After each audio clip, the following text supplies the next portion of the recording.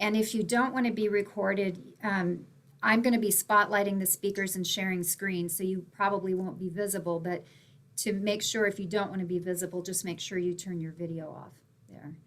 So thank you, GK. My name is Lisa Overholser, and hi, everybody. I'm going to introduce this series. This is a series that my colleague and I, GK Callahan, we are the community arts team for University of Missouri Extension. And we wanted to develop this kind of informal lunch and learn educational series to talk about how to plan arts event producing and planning for arts events in this kind of global pandemic world. So that's what this series is about. It's called A Brave New World, Arts Planning in 2021. It's a 3-week lunch and learn web series on best practices in arts event production amidst a global pandemic. And again, my name is Lisa, and GK Callahan is my colleague there. I'm based in St. Louis, and GK is in Kansas City, but we serve the entire state. And so with events like this. So as you may have seen when you registered, today we are kicking this off with the topic of safe reopening and Missouri ArtSafe certification. It's a great program that's offered by the Missouri Arts Council, and today we have Michael Donovan from the Missouri Arts Council to talk about that and maybe walk through that a little bit. The other 2 events in this series, next week, October 22nd, we'll have Sue Greenberg from Volunteer Lawyers and Accountants for the Arts, and she'll be talking about legal aspects of performing and presenting virtually, including things like intellectual property, creating contracts for performance in a virtual world, and so on. And then October 29th, we'll have a panel discussion with various members of arts organizations in the state on technical and creative considerations in the virtual world. And that's coming up October 29th. All of these are free, and you just have to register. And we will be sending out a survey at the end of the 3-week series, and we'd love to get your feedback. And it's possible that we may be offering more of these Brave New World kind of series of webinars on other topics like fundraising or audience development, topics like that. But we'd love to get your feedback on that too, to see what topics you're interested in learning about. But today, like I said, without further ado, I'd like to introduce Michael Donovan, and I'm going to go ahead and spotlight him here. He's going to talk today about Missouri ArtSafe certification, and as you may know, he is the executive director of the Missouri Arts Council. So I'm going to turn it over to you, Michael. Thank you, Lisa and JK, and I appreciate being invited to share this information with the people on the webinar. The Missouri ArtSafe was started about 2 months ago, and at this point we've got 46 organizations statewide of all different kinds. They're all primarily presenting, producing the arts, but some of them are nonprofit, some of them are for-profit, and some of them are individual artists who have studio space or opportunities or events in which they engage with the people directly. And it was developed a way to give the arts sector a way to learn about best practices in producing art for the public during the pandemic. The program provides training, universal measures, certification, and promotion.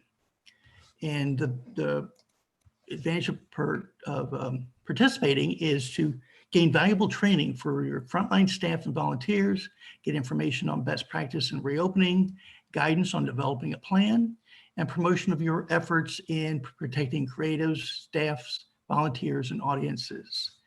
And so this is open, as I said, to any number of organizations. It's arts-focused organization that are presenting, producing, or serving the arts, for-profit or nonprofit, any size or location, as long as they're in Missouri or near the Kansas City, Missouri side in Kansas, or near the St. Louis side in Illinois. This could be theaters, galleries, museums, concert halls, literary, dance, music groups, and more. So I'm going to show you the website so that you can get a sense of, let me go back here, and how this process works. The website,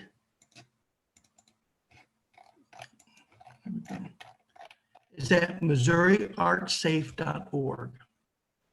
Because of create safely, present safely, attend safely. And what the organizations are doing is they're pledging to COVID-19 safe practices. And this is the pledge: to ensure that we may create safely, present safely, and attend safely. We pledge to facial coverings, social distancing, health checks, contact tracing, contactless experience, reduced capacity, enhanced sanitation, and training in COVID-19 safe practices. And the way we do that is that we've got a process. And if you go to the website, you'll see at the top, if you want to create and present safely, it will take you down to here. Or if you want to attend safely, it takes you to the list of the organizations that are already certified. So each of the organizations that is certified is listed by name with a link to the organization, by their location, so you can search for the organizations within your area, and with a link to your safety plan. This is also a great resource if you're trying to create a plan. You can find, at this point, 46 plans online of different sizes, different types of organizations. Look for an organization that does work similar to yours to find out the kinds of universal measures that they are following. So if you click this link, register, become certified with Missouri ArtSafe, it takes you to this form and an explanation on what are the 4 steps. And the 4 steps are fairly straightforward. Train your frontline staff and volunteers using the training video. The video is very simple, 9 minutes long, very professionally done, but it explains the 8 universal measures that we follow and some ideas on how you can follow them. Now, this is going to vary depending on the type of organization you are, your resources, and the type of people your audiences are as well. So that gives you a link to the video. And when you link to the video, it asks that you put in a small amount of information, your name, the organization, and with your staff or volunteer, and then it will link to the video. We ask that you not share the video with others because we're really trying to keep track of who sees the video, since that's part of the requirement of participating in the certification. Here's also a link to the universal measures. They enhance sanitation, sanitizer stations. This has to do with the type of venues and workspaces you have, what guidelines you are. But keep in mind that every community has their own community requirements. Some are using the CDC requirements, but its first step is you should be following the requirements of your community and the health department in your county. And then there's the uniform policies. Are employees, vendors, volunteers, audiences required to have facial covering in the workplace if they're older than 2, and trained on how to use them? What type of health check are you doing? Temperature checks or health screenings before entering their shift as their staff, or whether they're entering the performance area. It's important to have contact tracing protocols because while this mitigates and lowers your risks of having COVID-19, it doesn't eliminate it. So if somebody comes down with COVID-19 in your area or on your staff, you're generally required to report that to your health department and also anybody that they may have come in contact with. And so that's where the contact tracing is important. For a lot of organizations, if you're doing online registration or sales, that information you collect at point of sale or at registration is going to give you your contact tracing information. If not, it can be as simple as a checklist for people who come into your space and signing in and giving their contact information. Contactless public experience is increasingly important. We know that a lot of this is transmitted by touching surfaces that are affected, and your hygiene is important, but so is making sure that you have minimalizing that contact, whether it's as people come in your front door or touching a counter or a gallery space or sitting in the audience. All of those things should be minimized by point of sale, online sales, ticket scanning, people holding the doors for guests, that type of thing.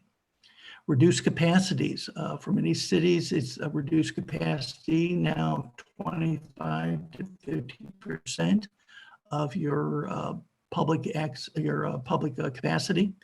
And so you have to find out how can you do this economically with reduced capacity, and how to keep people distance. And you can do that also with one-way traffic in your facility, spaced out seating and tables, and as well as some barriers, plexiglass barriers in certain places.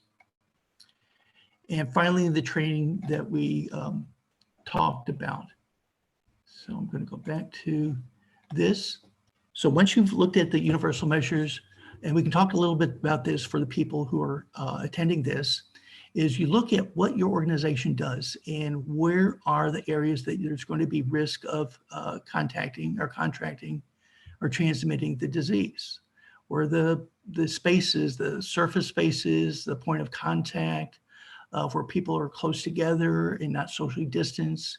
Analyze that, and then apply those universal measures in a plan that you will present to the public. And we could show those plans back at the website that I showed you. So let's look at one. Let's look at, here's Big Muddy Dance. So we're going to go to Big Muddy Dance as a dance company. And that was one of those organizations that originally thought, well, dance, that's not a big risk because they're not talking. You don't have people doing a presentation or scene, which are also known as a super spreader event. But the dance companies reminded me that they're breathing very heavily while they're dancing, as you would expect them to. And that too is a risk factor. So what they've done is, in terms of their mitigation policies, is they've got two kinds of announcements here. They've announced what they're going to do in terms of their production process, but then they also have their health and safety procedures they put in place as a separate thing. And you can see that this follows the very same format as the universal measures, so that it's easy to tell that they're following all those measures and what they're doing that's appropriate for their particular organization and plan. So look along here, there's 46 now, but we're adding at least a new one every day right now, and that's probably going to pick up soon for different types of organizations all over the state, for-profit, nonprofit, even individual artists as well. I'm going to go back to the certification page.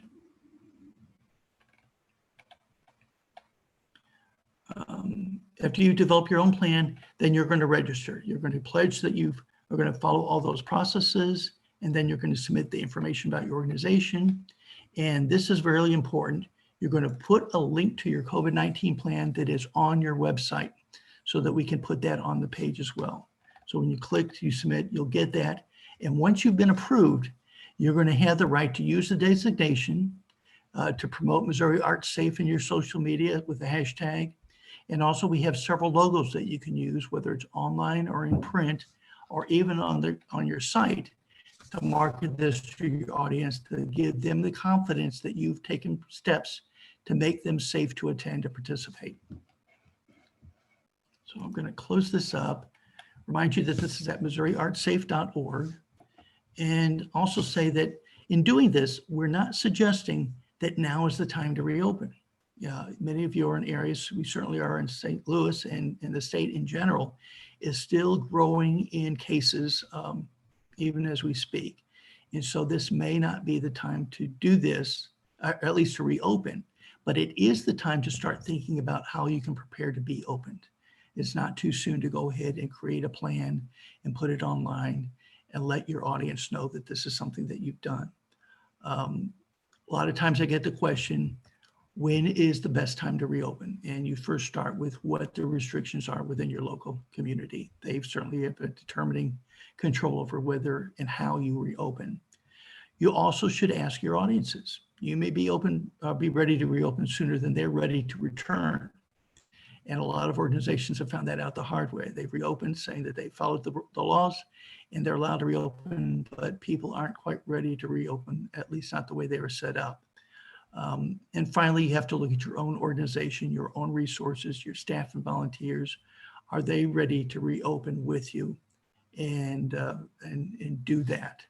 So this is the process for the for getting your Missouri ArtSafe certification. If you're a venue, you should do this. And if you're an arts organization without a venue, you should do it as well. Both sides should participate in this. And so what I'd like to do is if you would go ahead and put in the chat area, the organization you're representing and what community you're in, we can all get a sense of where we're from and talk a little bit about the challenges that you're currently facing in reopening and what you might need to do in order to make accommodations to make yourself open for the public. While people are doing that, Michael, I just wanted to ask a quick question. It was nice to get the comments about, some venues and organizations have learned the hard way, that maybe the public isn't ready to come back yet. Have you gotten other feedback from organizations that have gone through this process and have learned other things as they've done this, or what other feedback have you gotten? Absolutely. In fact, we have done, I think, 4 webinars now on different topics, mostly with people who have opened up and have experienced, for example, whether there are challenges from the public in terms of whether they're willing to do the modifications of having facial coverings and prepare and social distancing that we expect from them. We did a webinar on public relations and communications about how to communicate what your expectations are and what you're doing to the public. There's certainly communications issues involved in this. There's legal issues, and we've had lawyers on the webinars who have answered some questions, and we're going to do one from Volunteer Lawyers and Counsel for the Arts in the next few weeks that is going to be strictly about legal issues relating to this. For example, can you ask staff to test? Can you require people to put on a mask? Questions like that that are always out there. So there's a lot of questions and a lot of feedback because this is a constantly changing situation. It's not, it's changing as the circumstances change, as the virus continues, as people get fatigued about wearing masks, and also as people find other things to get engaged with. So they're all things that are affecting people's ability to present right now. Thank you. So we've had some it looks comments. Like we've got people. Yeah, we've got some Yeah. comments in the chat, and I know some people don't have their mic and they don't have videos. So I don't know if you want me to read these or how you want to go through them, Michael. We've got. Well, the ones that I see here is St. Joseph Symphony, Jefferson City Parks and Recreation, Capitol Arts Gallery in Jefferson City, Allied Arts Council in St. Joseph, Stoneline Puppet Theater in Kansas City, St. Joseph Performing Arts Association and Allied Arts Council in St. Joseph, and Forte Theater Productions in Branson and St. Louis. So we've got a good mix of people here.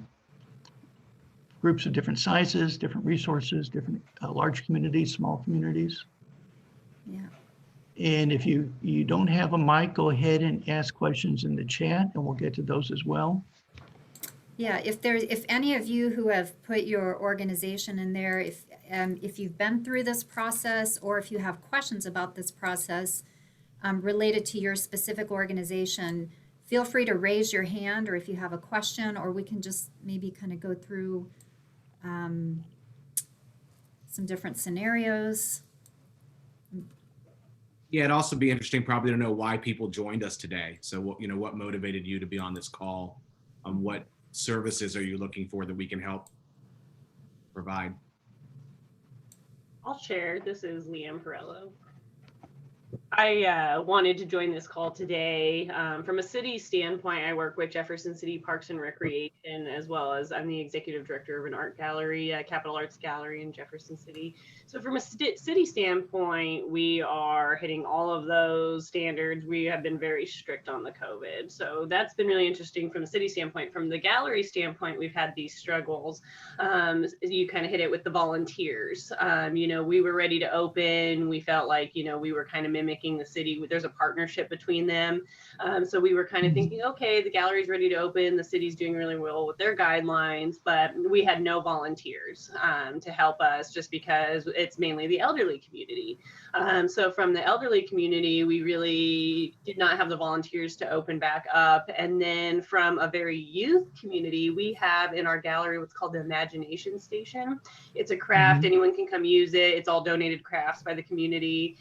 So we really struggled with that because there's no way to clean all the paintbrushes and sanitize everything. And so we were kind of hitting all these roadblocks from a youth standpoint, elderly standpoint. And so we really went to virtual shows, and we're not open yet from a gallery standpoint. We're hoping to open in November. So that's what kind of brought me to this call, is to see how can we comfort our patrons and our community to show that they're serious about it. And I think, you know, with the certification, that adds a level of quality to your seriousness of how you're handling it. Well, I'm not surprised that your volunteers were a little hesitant to be involved, and it's for the same reason that we're going to have trouble with polling places this next month, because those are mostly staffed by older adults, and so they're very short on people as well. I think that the virtual alternative is something a lot of groups are using, and I'd say too that while we're talking about virtual events, that we are promoting virtual events statewide that are an arts experience. We've got a site that we developed, a microsite called creativemissouri.org. And if you'd like to reach beyond your local area with a virtual event, that's one place that you can submit a form online, and we would consider whether we can add that to the list.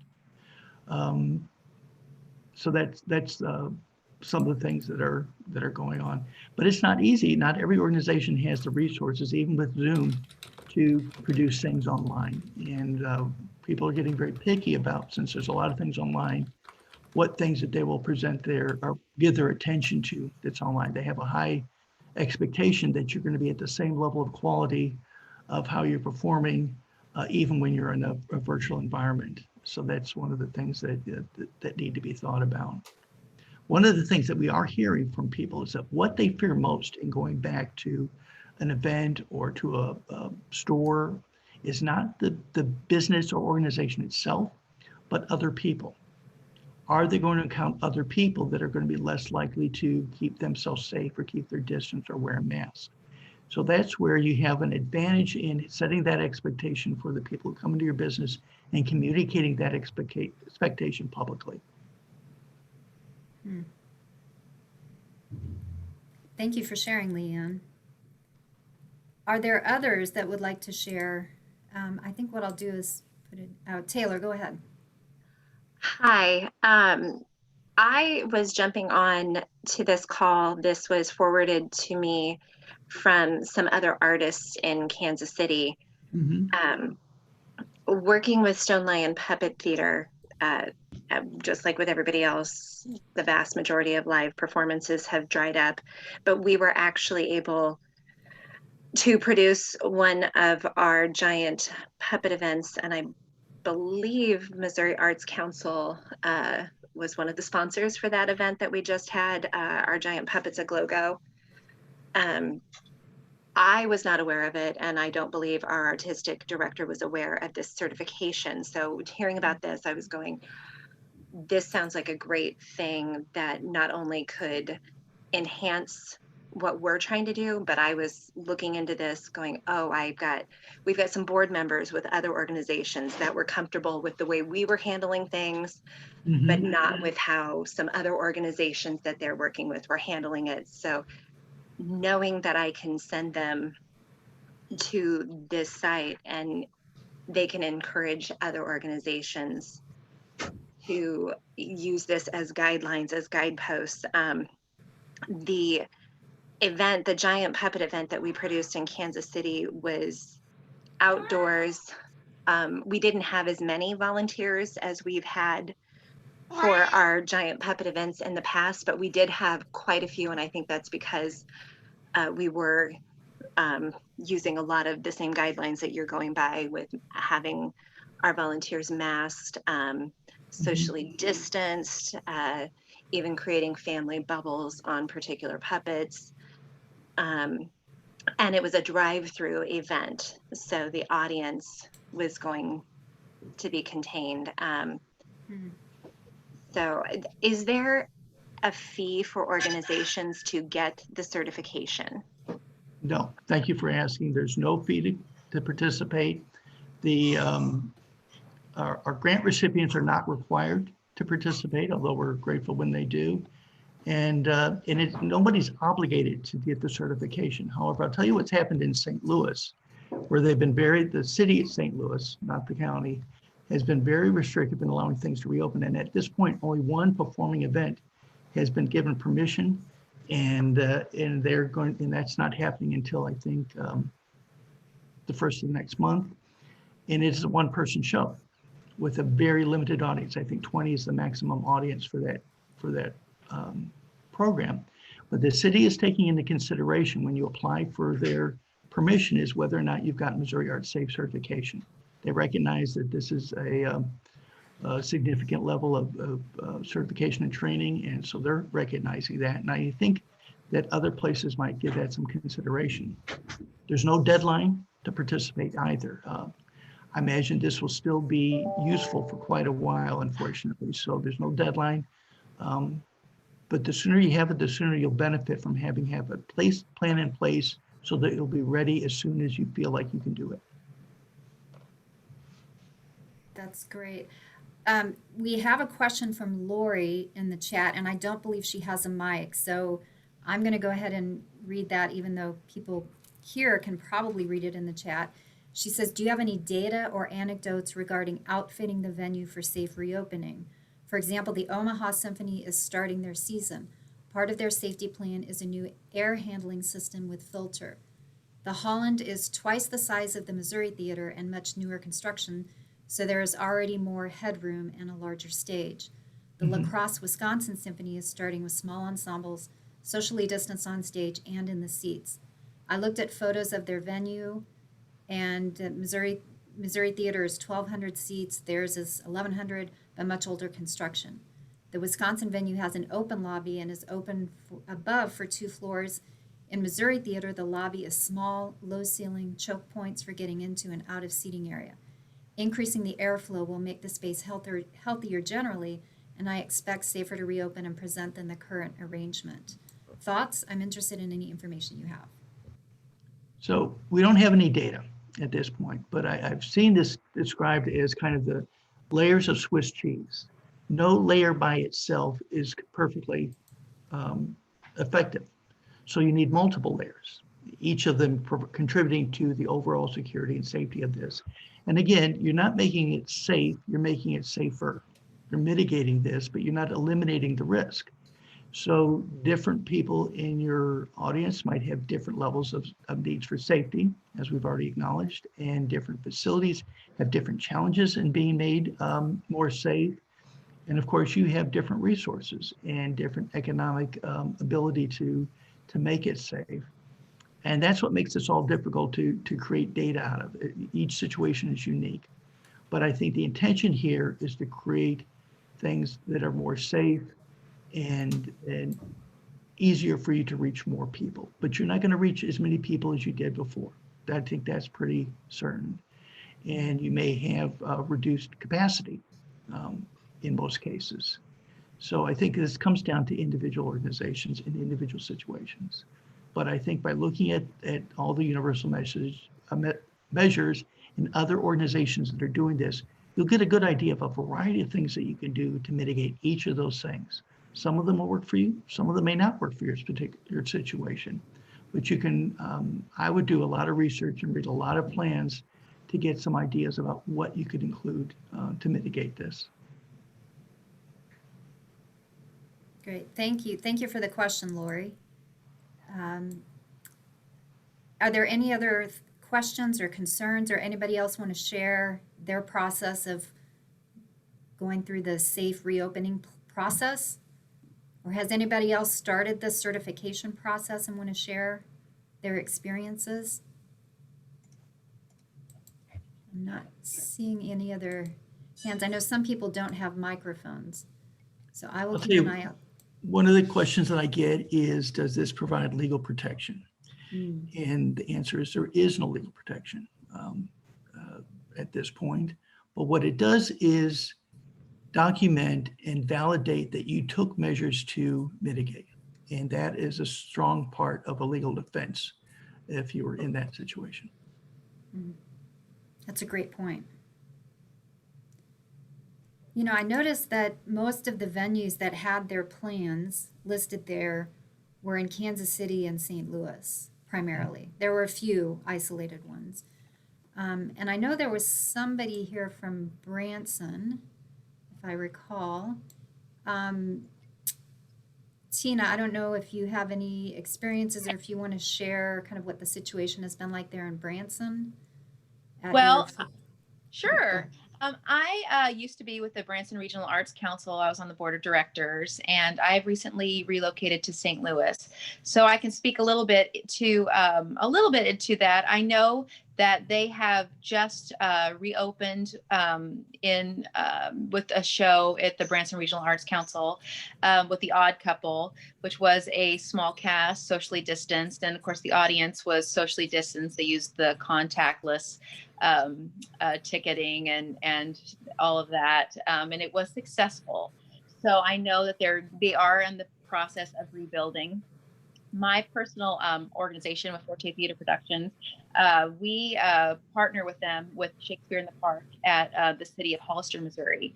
And we decided to go ahead and postpone that production until next year. So we are hibernating. I think that's the word everyone is using now. And we decided to do that because for many reasons. A lot of the actors we work with are professional actors in the Branson area. And that would complicate if they were to catch COVID doing our production, that would affect their employment. So we were like, we're not messing with this. So we just decided we're just going to postpone until next year. And hopefully we will have this taken care of by next fall. And that is our hope.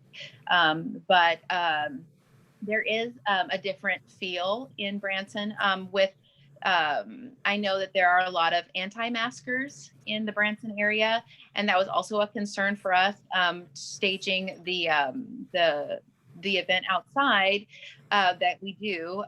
It wouldn't have been as big of a risk, but we do know that there are a lot of people that don't want to wear masks, and if you require that could have your volunteer ushers might have to deal with a little bit of antagonism. So we just didn't want to deal with it. So we just went ahead and decided to postpone until next year. Mm. I'm glad you brought that up because this masking issue is something that concerned a lot of groups. I don't think it's been as bad as we thought it would be, but then St. Louis is very different from Branson. Right. And I think the outside part of it too is an issue because a lot of groups think that if they do it outside, then they can dispense with any other accommodations, and that's clearly not the case. Exactly. So I think you did the right thing by not putting your volunteers at risk. That was the right decision to make. Yeah, and you know, it's a fun. We want the event to be fun, and we don't want it to, you know, we don't want anything to stress out anyone, any of the volunteers, of any of the actors.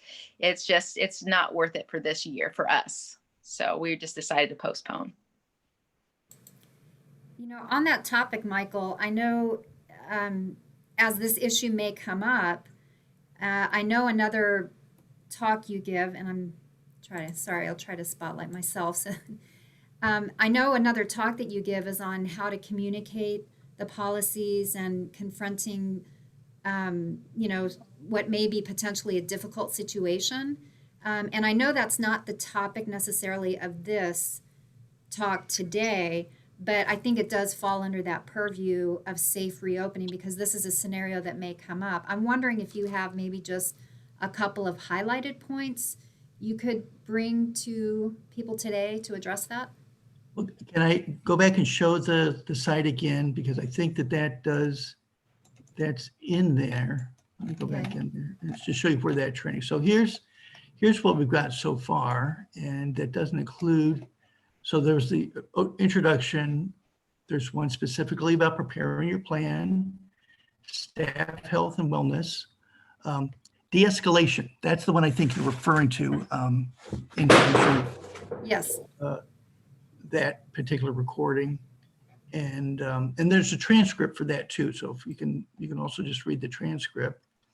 And then the one that we just did, which had to do with public relations and communications, and that hasn't been posted yet. That'll probably be posted early next week.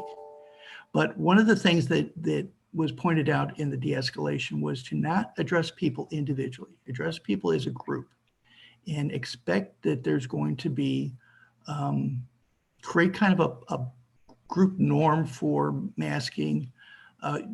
Probably, and I may be wrong about this, Tina, but maybe there it's larger, but here the anti-maskers are less than 50%. So you can always point to the majority and say the majority have taken steps to make sure that we're all safe, and we depend on our volunteers in order to offer this program. If we don't have them safe, then we can't offer the programs. And so we ask that you go along with that. You have masks available for them. But if you make it a personal issue and it develops into an agenda-based discussion, then what happens is that you make the situation worse. You put other people at risk. The more heated the discussion, the more higher the volume, the more aerosol that is being projected, and that's when people get affected. So if it looks like that's going to happen, you might want to take them to another space away from large groups of people to have that and not have other people infected. You also want to make sure that there's somebody who has the authority to make a decision in having the conversation. You don't want that to be a volunteer. You want somebody to be a board chair or somebody who's trained in this, who can have the discussion in terms of de-escalating this and just see if you can keep this from becoming a boiling over event. Thank you for sharing that, Michael. I think it shows a lot of foresight that you've included that topic in this umbrella of safe reopening, because I think that's very important. Shows a lot of forethought, I think. Any other questions, or anybody else want to share their experiences?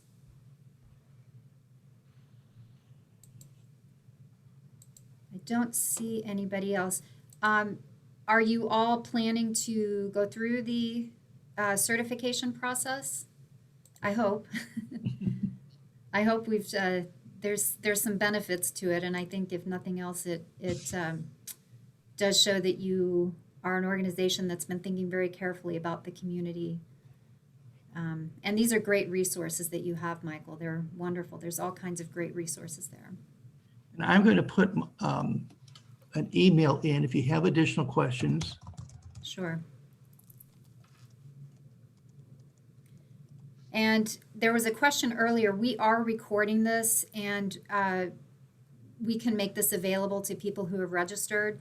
You know, this is important information. It's free, and we want to get it out there. And as you can see, we have quite a few people from Kansas City and St. Louis and maybe Columbia, but we do want to make sure that people across the state are aware of this, because I'm not sure how many of you were aware that this was even an option. But it's important that we get the word out and let arts venues of all kinds know that this is a service and a resource that can be very valuable. So feel free to share it. I will send the link to the recording to all of you who have registered. I know there's some people that have registered that have not been able to join today. Michael put his email in there, Missouri ArtSafe at ltgov.mo.gov.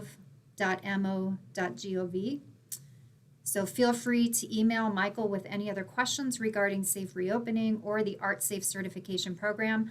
I also put the website for Creative Missouri up there. It's another great resource, all kinds of great resources there. So any other thoughts or questions? I'm going to switch it to gallery view here, I think, just so that I can see everybody and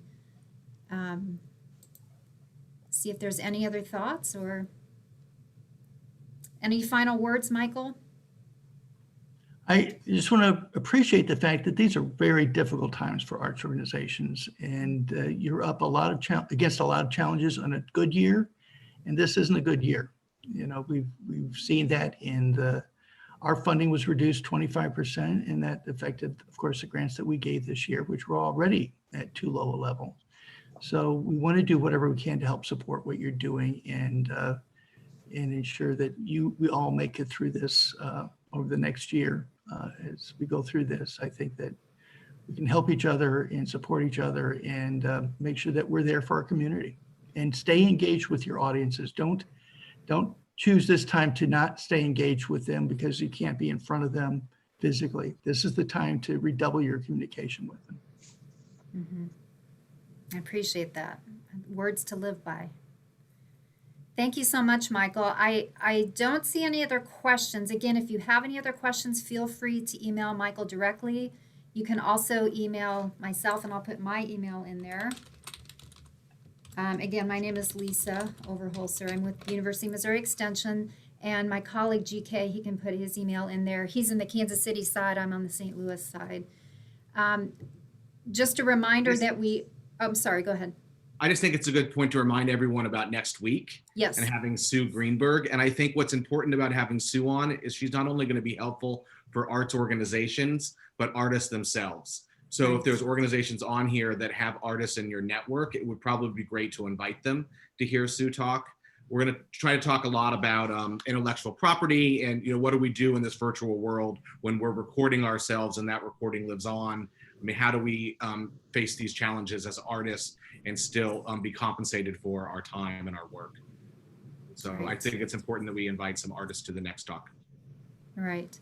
And then the final talk on the 29th is about technical and creative possibilities. And we'd love to get your experiences and stories. I know people are adapting as we speak. And so we have a great lineup of panelists.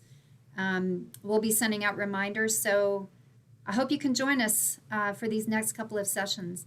And with that, I think I will wrap it up and say another thank you to Michael. Really appreciate it. If anybody has any questions, just let us know, and we hope to see you at the continuation of these series. Thanks for joining, and have a great day. Thank you. Thank Bye-bye, you, Lee. everybody. Bye-bye.